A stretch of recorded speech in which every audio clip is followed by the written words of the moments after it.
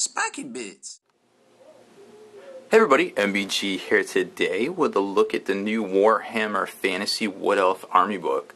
If you're a follower of the Wood Elves, well, you know that it's been quite a few years since they had a decent set of rules, and it's pretty cool to see the amazing new range of miniatures they've put out, and this really cool full color book. It's less than 100 pages, a little bit smaller than the normal army books with these guys.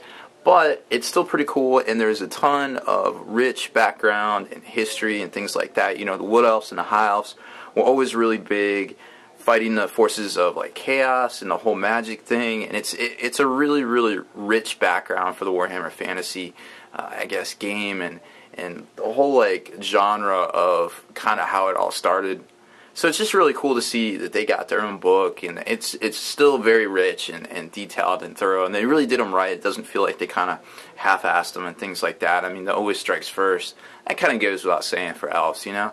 So we're not going to really get into the rules and stuff. I have a resident fantasy expert, so to speak. That's we might get a video done up, some tactics and things like that, some major changes, but just kind of reviewing the book itself right now. Of course, there's some really cool. Insert leaflet art right there. I really like the extra mile they go with these new full color books. I forget which one was the first one when they started the big switch over, and I think a lot of people were on the fence about it, but I'm really digging it.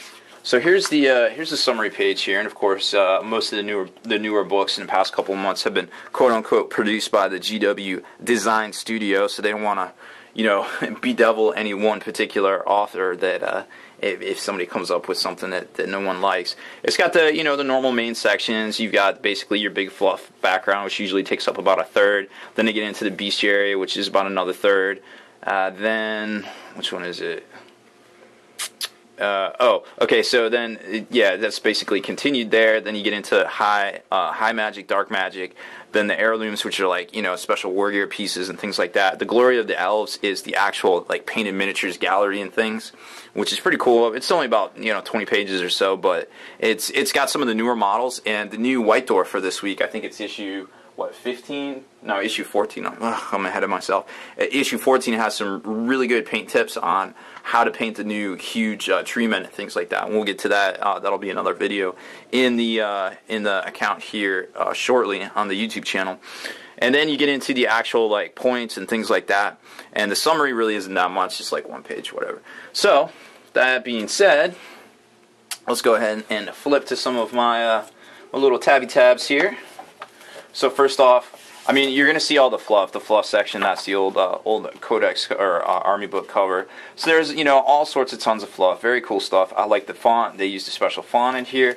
Very nice stuff. It's all very, the typeset and the graphics that they used, some of the new artwork, like this particular piece right here, which shows some of the actual models. Really cool stuff. Like, I feel like I'm a Wood Elf. Like, when I read this book, like, this is awesome. This is really cool. I don't even play fantasy. I haven't played fantasy in 4 years. I played a lot of fantasy in the past, unfortunately.